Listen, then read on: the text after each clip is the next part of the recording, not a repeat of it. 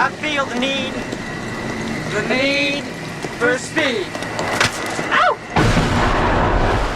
Hi, I'm Bob, and welcome to Bob's Movie Facts. In this video, I'm going to talk about the 1986 film, Top Gun. Now, Top Gun was more than a successful summer blockbuster. It was more than the #1 movie of 1986. Top Gun was a cultural phenomenon that redefined masculinity, patriotism, and cool. It turned Tom Cruise from a normal working actor to superstar sensation and put him on track to arguably be the greatest movie star of our generation. And this film is now relevant today, over 35 years later, for its amazing sequel, Top Gun Maverick, which nearly single-handedly helped save the movie industry after the pandemic.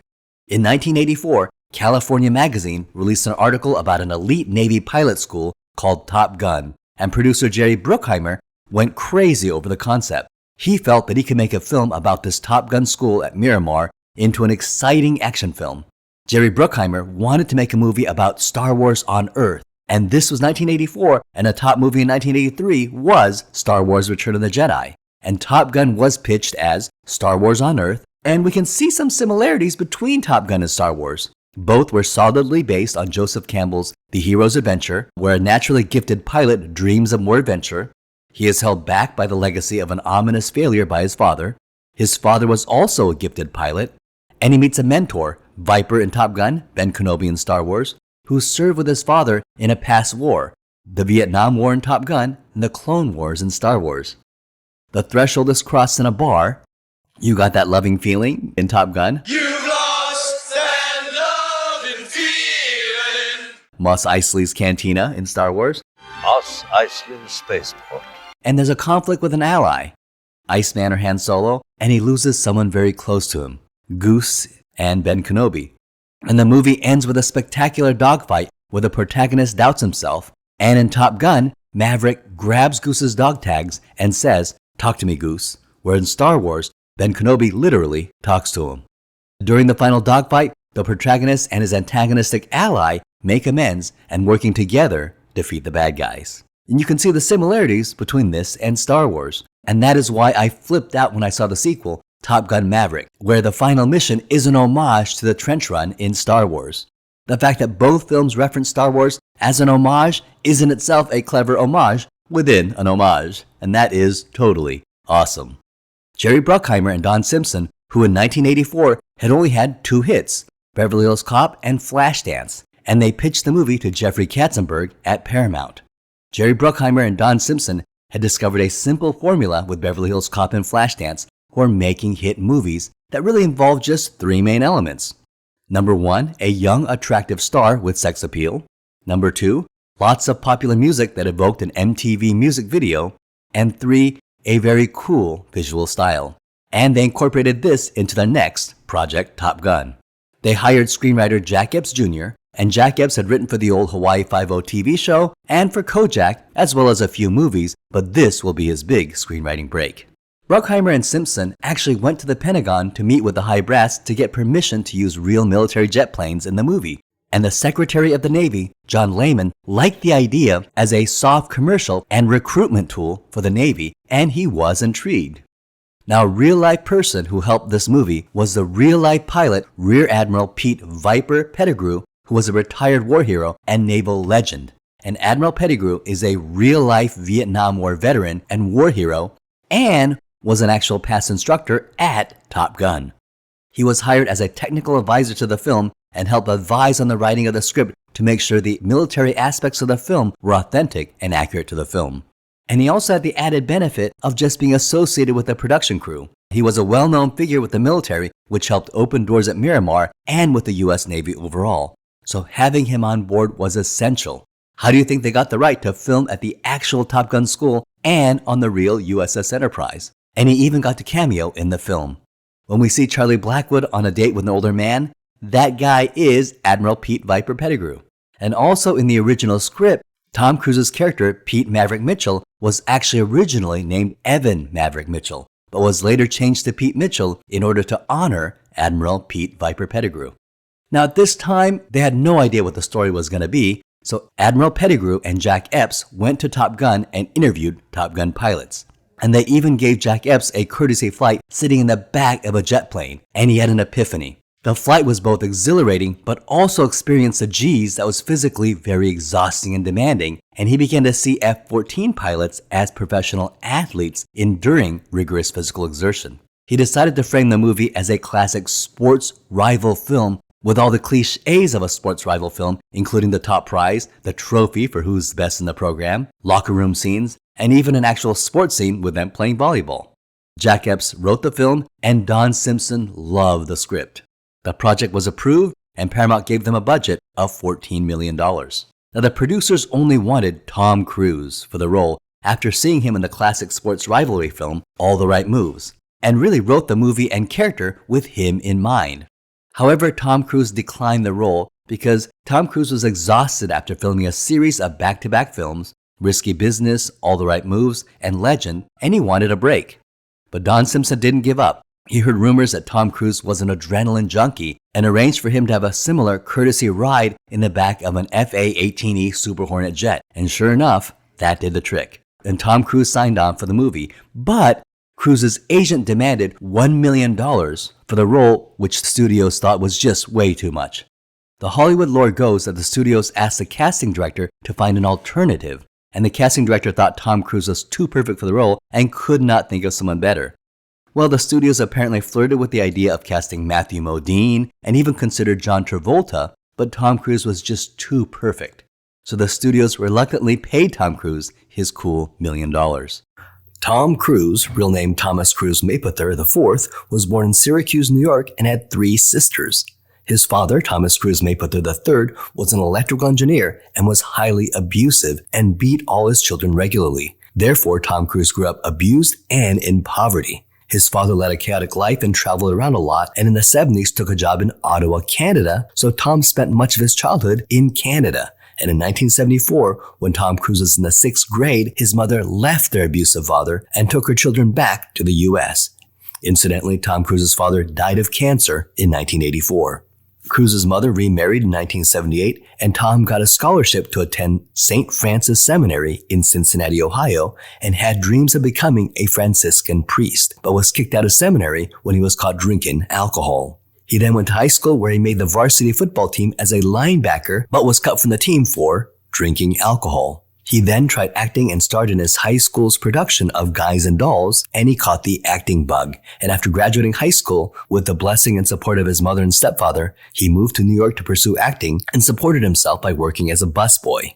He then moved to Los Angeles and got a small role in the 1981 film Endless Love, and then was supposed to be in a small bit part in the 1981 film Taps, but the director was so impressed with Tom Cruise that he expanded his part. He then got a bit part in Francis Ford Coppola's The Outsiders, and then starred in All the Right Moves, but his breakout movie was a 1983 Risky Business, which made him a teen heartthrob and cemented his career as a viable actor.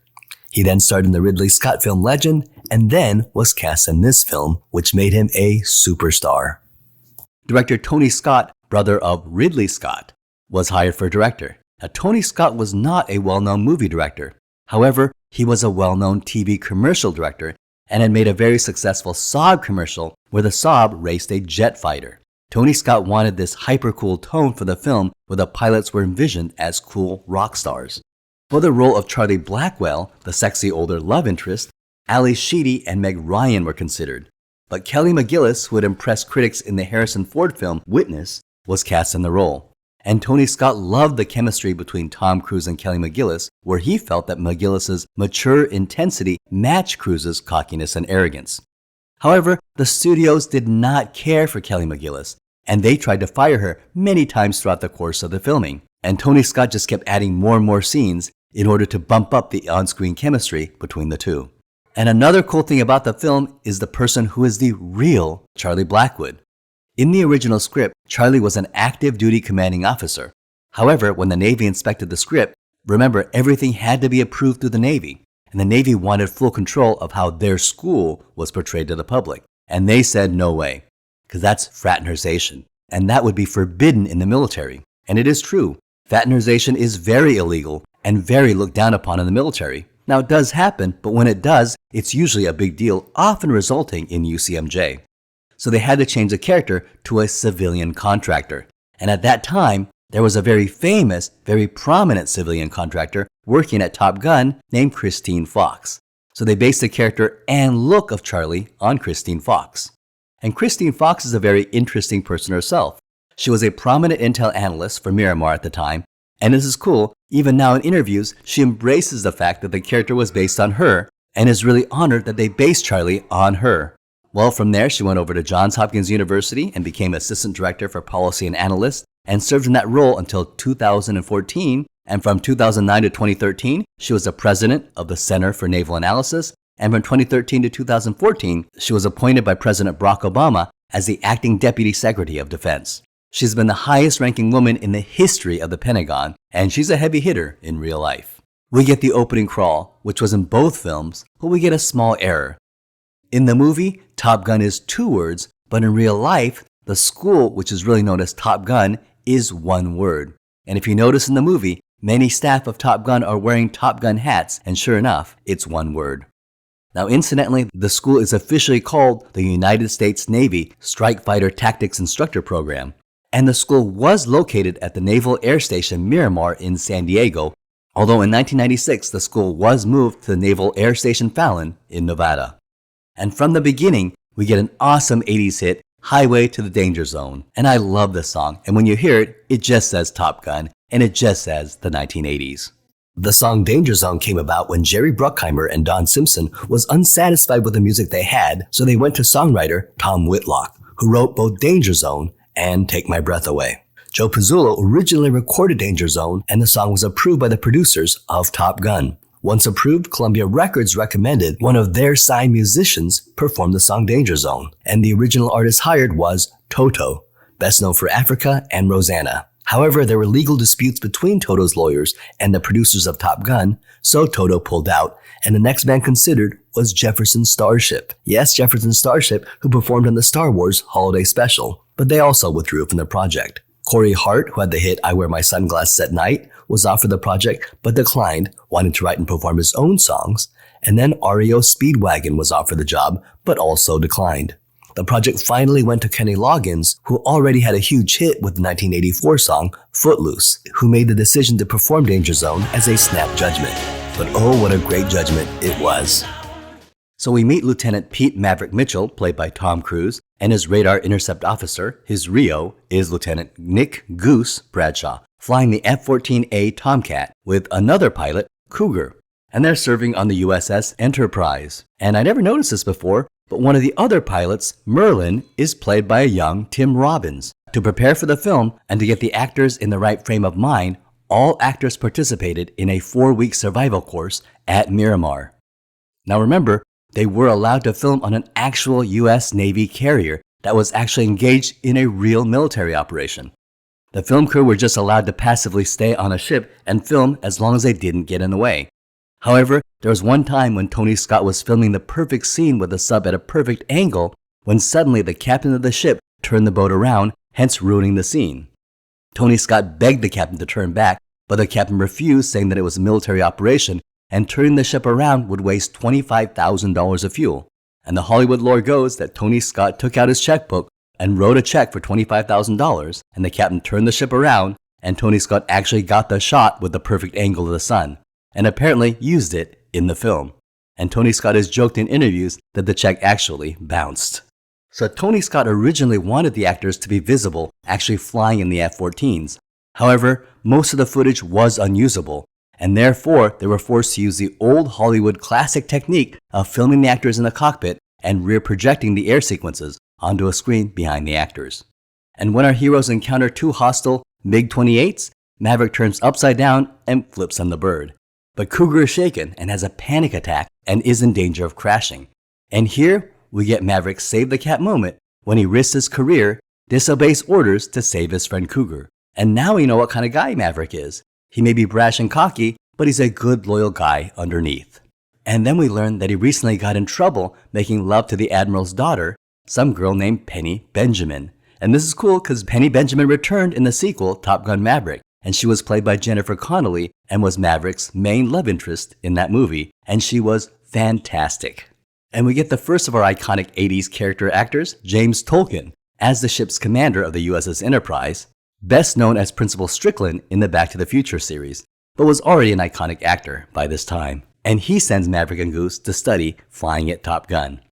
And at Top Gun, we get two more legendary actors. We get Michael Ironside as Instructor Lieutenant Commander Richard Jester Heatherly, and Tom Skerritt as Commander Mike Viper Metcalf, the commanding officer at Top Gun, who apparently fought with Maverick's father in Vietnam. And here we also meet Maverick's rival, the Iceman, played by Val Kilmer, Lieutenant Tom Iceman Kazansky. And this character was so great. At that time, I recognized Val Kilmer right away because I was a huge fan of the 1984 film Top Secret and the 1985 film Real Genius. And I remember when this film came out, a lot of my friends were talking about how cool this character was. And he does stand out. He has such a screen presence and natural charisma, and they really needed someone like this when they're playing opposite Tom Cruise. Any lesser actor and the rivalry just wouldn't have worked. Tom Cruise's charisma would have just steamrolled over him. But with Val Kilmer, you really feel that this guy is an even match for Tom Cruise. And of course, Val Kilmer is going to parlay this role into a starring role in the 1988 Willow, the 1991 Doors, the 1991 True Romance, but it will be his 1993 role in the film Tombstone as Doc Holliday that will propel him to legendary A-list superstar status. And to me, his Doc Holliday may rank as a single greatest depiction of a movie character of all time. And he would go on to play Batman in the 1995 Batman Forever and the bank robber in the 1995 Heat. And so we established the MacGuffin of the film, which is the trophy for who is the best in the school. And this is actually false. There is no trophy at the real Top Gun. And this was sheer artistic license, because the film was loosely based on the film structure of a sports rivalry movie, so they needed an arbitrary MacGuffin of a sports rivalry movie, hence a trophy for who is best. I also recognize Iceman's Rio Slider, played by Rick Rossovich, who played the buffoonish but handsome Chris McConnell in Steve Martin's 1987 classic, Roxanne. Another scene that the Navy objected to was the top secret brief that occurs in the hangar with the pilots wearing cowboy hats. This would never occur in a real-life military brief. However, in this case, Admiral Pete Viper Pettigrew strongly supported the scene and apparently even joked to the Navy brass, "At this point, I'm just trying to keep it from becoming a musical." Well, that statement worked and the Navy conceded. Another scene that the Navy objected to was the locker room scene, which would also never occur in the active duty military. However, the screenwriters and Admiral Pettigrew felt that the scene added to the sports rivalry film feel of the movie and argued to keep it in, and the Navy conceded. And then we get to the volleyball scene, and this is one of the most memorable scenes in the movie, and critics have jokingly called this scene softcore porn. And yet, if you think about it, there really is no reason it exists. It doesn't move the story or help the characters in any way, but it does add to the energy and style of the film. And it doesn't hurt the marketability of a film to have sweaty, attractive guys on screen. And I don't think it's the same movie without the scene. And apparently the studios did not understand why the scene needed to be in the movie and worried about wasting time and expensive film and threatened to fire Tony Scott for filming it. But director Tony Scott filmed it anyway and put it in the movie.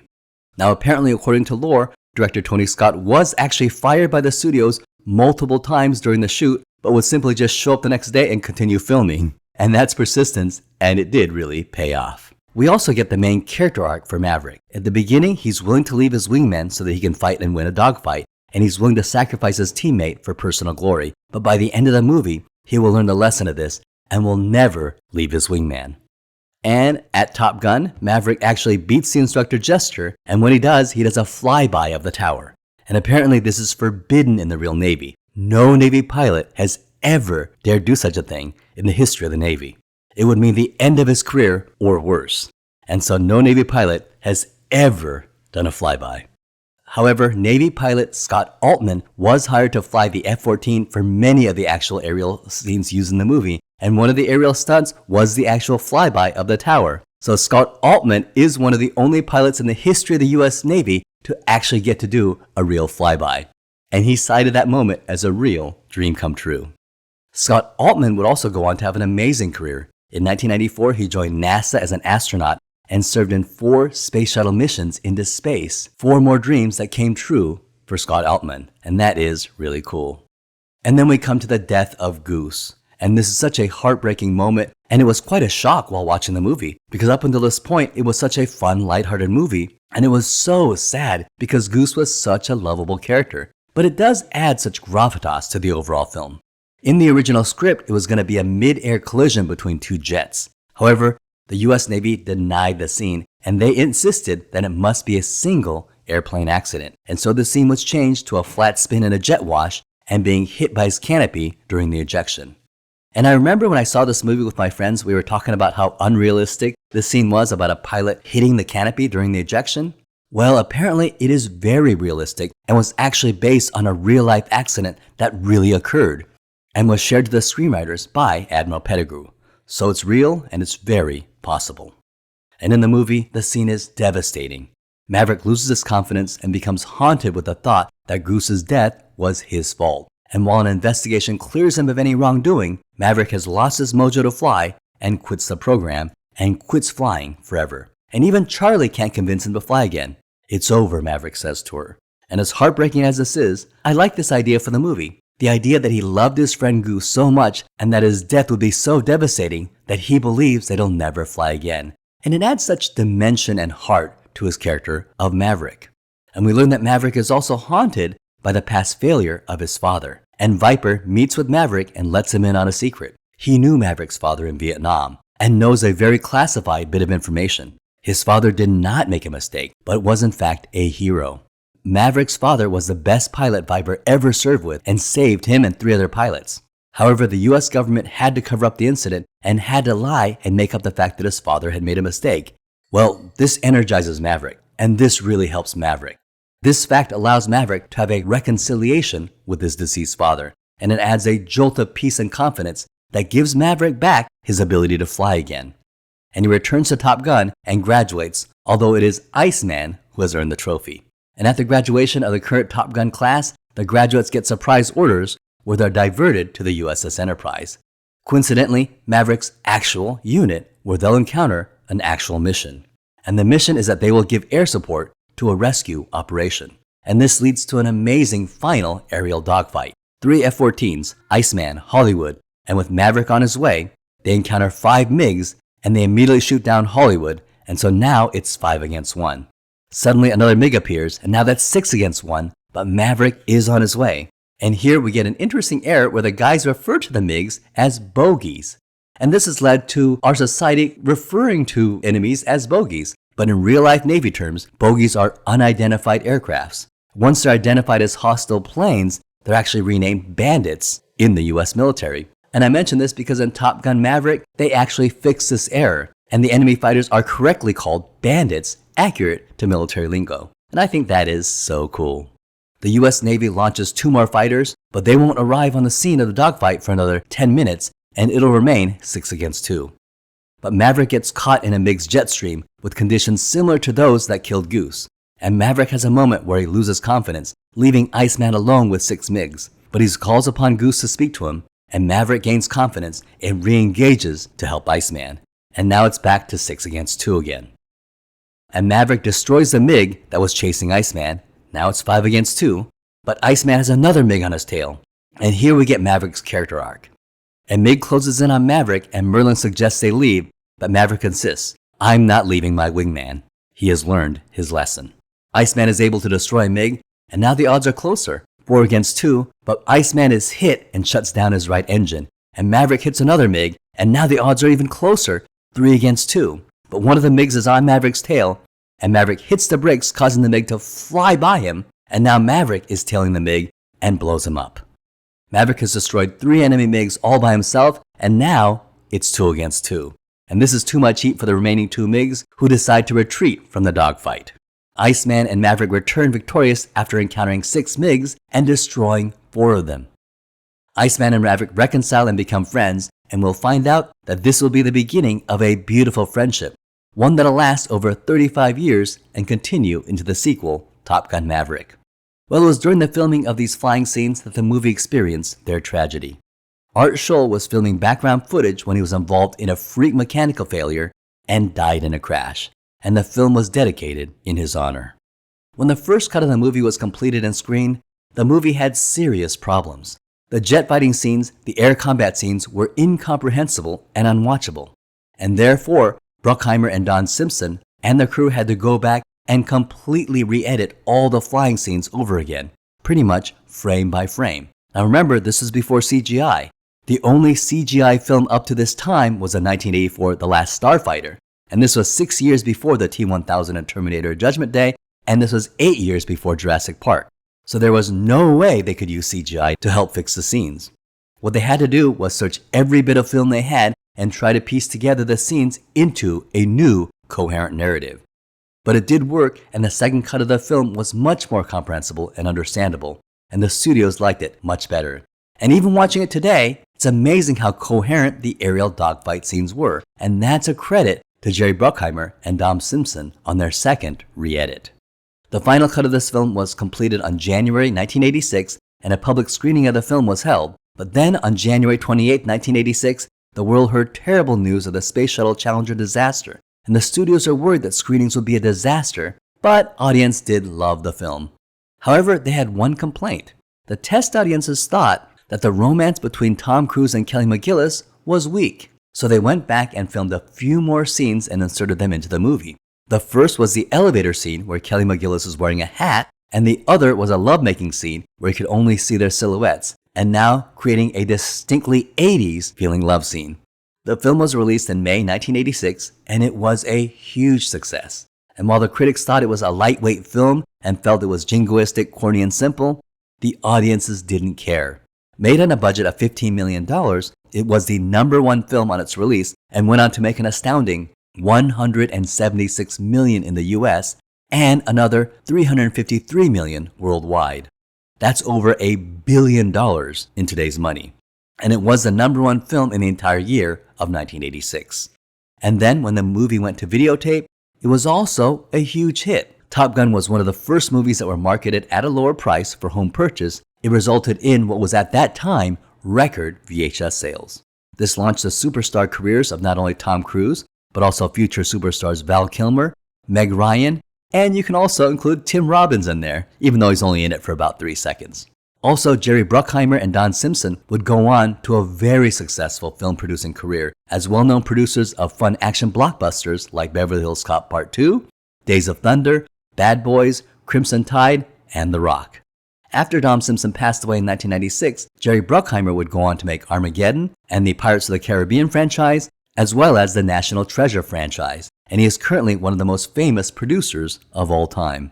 Another huge success was the soundtrack, with both The Danger Zone and Take My Breath Away being top Billboard hits. To this day, it remains quintessential 80s classic hits.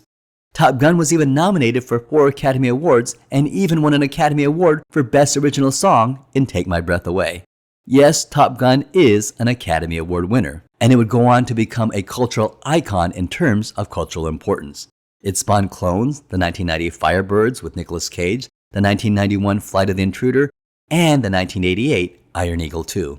And I mention Iron Eagle 2 because people think the 1986 Iron Eagle film is a clone of Top Gun, but Iron Eagle came out 5 months before Top Gun.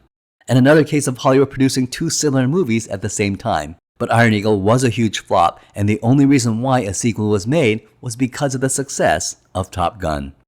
It also spawned parodies. It was parodied in the 1991 film Hot Shots, and it was one of the many war films parodied in the 2004 film Team America: World Police. Top Gun, along with Tom Cruise's A Few Good Men, was the inspiration for the TV series Jag and the subsequent NCIS franchise, which was also produced by Jerry Bruckheimer. And in 2008, Empire magazine ranked it 455 of the 500 greatest films of all time.